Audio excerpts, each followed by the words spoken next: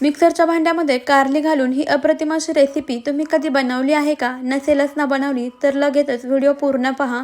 काय करायचं, सर्वप्रथम कारली स्वच्छ पाण्याने धुवून घ्यायची आहेत. त्यानंतर याचं देठाचा आणि खालचा जो टोकाचा भाग असतो तो काढून टाकायचा आहे. त्यानंतर कारली मधोमध अशी कट करून घ्यायची, यामधल्या बिया काढून टाकायच्या आहेत आणि मग याचे लहान लहान असे तुकडे करून घ्यायचे आणि मग हे कारली मिक्सरच्या भांड्यामध्ये घालून जराशी जाडसरच भरडसर अशी वाटून घ्यायची आहेत. पहा, या पद्धतीचे वाटून घ्यायची, याची पेस्ट वगैरे बनवायची नाही.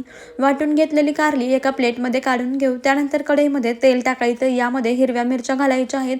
हिरव्या मिरच्या छान अशा परतून घेतल्या की 10-12 लसणाच्या पाकळ्या घालायच्या. सोबतच यामध्ये कढीपत्तासुद्धा छान असा तळून घ्यायचा आहे. मूठभर शेंगदाणेसुद्धा अगदी खमंग असे तळून घ्यायचे. यानंतर 1 चमचा जिरे घालायचं. जिरं छान असे फुलले की सर्व साहित्य छान एकजीव मिक्स करून घ्यायचं. हे सर्व खमंग भाजून घेतलेले जिन्नस मिक्सरमध्ये जाडसर असं वाटून घ्यायचं आहे. मग याच तेलामध्ये आपल्याला जी सुरुवातीला वाटून घेतलेली कारली होती ती घालायची आहे. छान असं तेलामध्ये परतवून घ्यायची. यानंतर यामध्ये चवीनुसार मीठ घालायचं आहे आणि पुन्हा एकदा व्यवस्थित मिक्स करून घ्यायचं. आता यावरती एक झाकण ठेवून 4 ते 5 मिनिटं अगदी बारीक गॅसवरती ही कारली शिजवून घ्यायची आहेत. 5 मिनिटानंतर यावरचं झाकण काढूया आणि जे वाटण बनवलं होतं ते घालायचं आहे. व्यवस्थित असं मिक्स करून घ्यायचं आहे.